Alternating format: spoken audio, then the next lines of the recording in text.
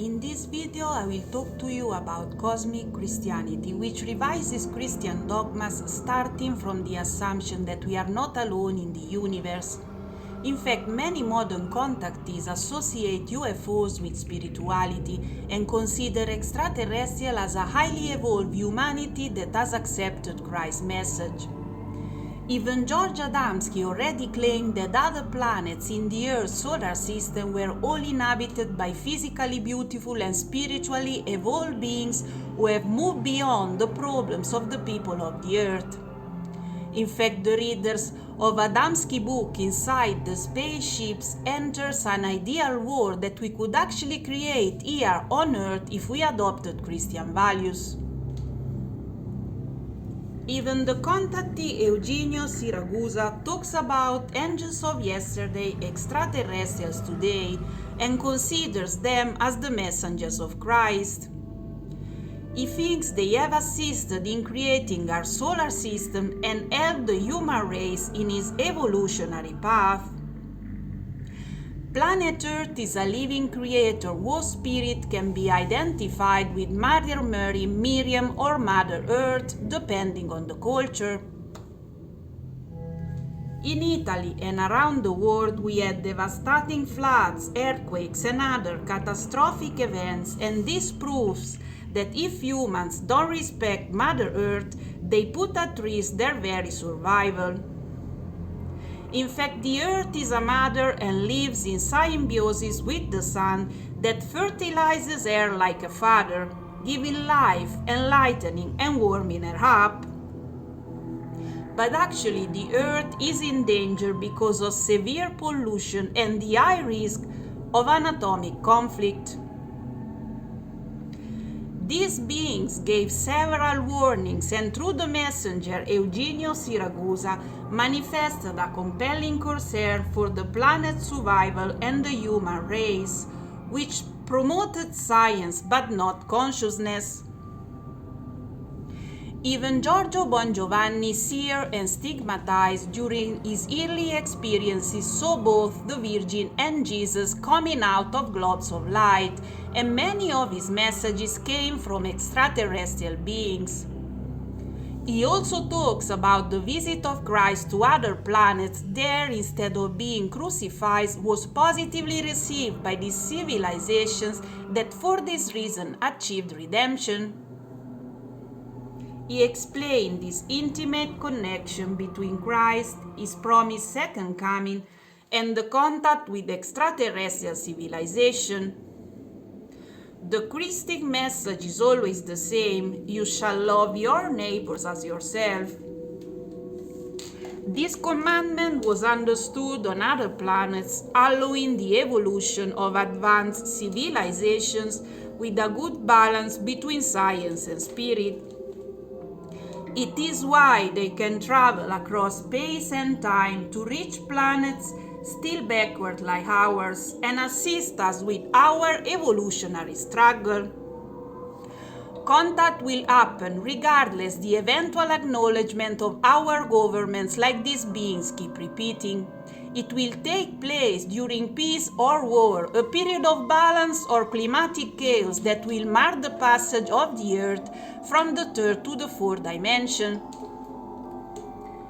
Giorgio Bongiovanni affirms that Our Lady gave him the task of disclosing the third secret of Fatima as per the diplomatic version.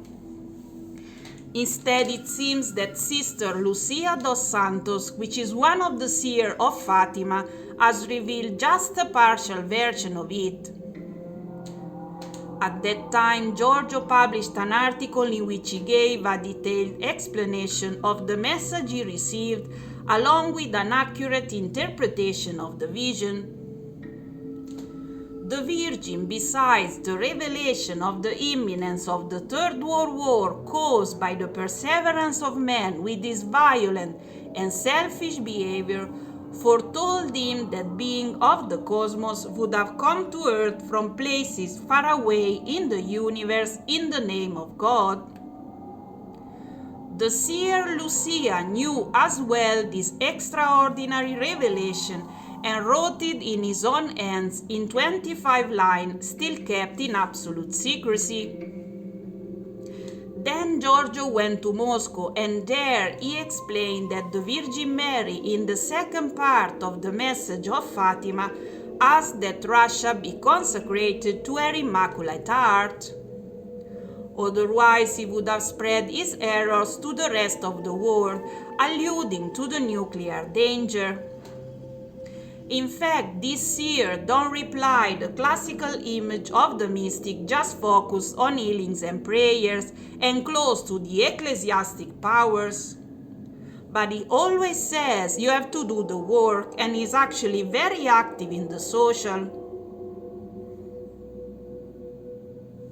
Another contactee who associates UFOs with spirituality is Marco Marsili. He's a writer and independent researcher, and he held engaging seminars about UFOs in his hometown Gubbio and around Italy.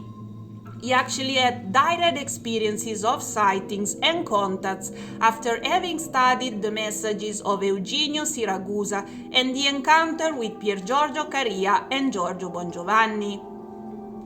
On November 25, 2009, he asked for a contact to the Lord of the Stars. He climbed a hill in his hometown Gubbio in central Italy, and on the top he had a contact with a globe of pulsating light. He received lots of telepathic information from them, and since then this communication with the Lords of the Stars went on. Marco met them alone, with his partner, and with groups of friends. He established a coded communication system with them, asking questions and receiving answers through flashes of light in the sky and passages of spaceships at a low altitude. Over the years, this system has remained as it is, but with the addition of telepathic messages, reception of thought forms, and several astral and few physical encounters. Even Marco, like many other contactees, affirms that the Apocalypse of John talks about this historical period. Extraterrestrials come to Earth to help saving this planet from the disaster we are causing. But their message is first announcing the return of Jesus on Earth, accompanied by all the other avatars from other cultures. In an interview, Marco said, "You have to wake up because the earth beneath your feet is beginning to shake." But how do we wake up? Engaging in concrete actions in the social in favor of your neighbor and to save what can be saved. And this is the only way we can prove to be worthy of inheriting the society that will arise on the ashes of this society. In fact, we are 9 million of a highly polluting civilization that is causing huge pressure on the environment. There are floods, earthquakes, wars, so the time to act is actually now. There are some movements like the New Age that thinks that is good enough to radiate light and feel good. But to do that, we could have stayed in the afterlife. Instead, we came here to take concrete action into matter. Even spirituality has been transformed into a business with courses that promise you can awake your consciousness in just 3 months and things like that. But evolution is actually about freeing ourselves from material desires in seeking the kingdom of God, and then and only then all the other things eventually will be added to us. Instead, if we develop an attachment to the object of our desires, life that is intelligent will send us heavy lessons. We should work for an ideal that is higher than our material desires, and then eventually the rest will be given to us. I can only change my external reality to the extent I can change my internal one. And this is how the alchemy happens, so you can transform lead into gold. because our thoughts and emotions create external events and is not actually the other way around.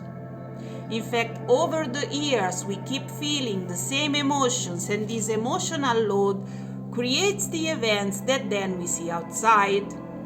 So awakening our consciousness means becoming present and doing this transmutation within ourselves. In fact, when you see your absence of will, when you see your mechanical nature, and when actually existence puts you in a corner and leaves you with no way out, then is the right condition for the change to take place. So thanks for watching, please subscribe and see you in the next videos.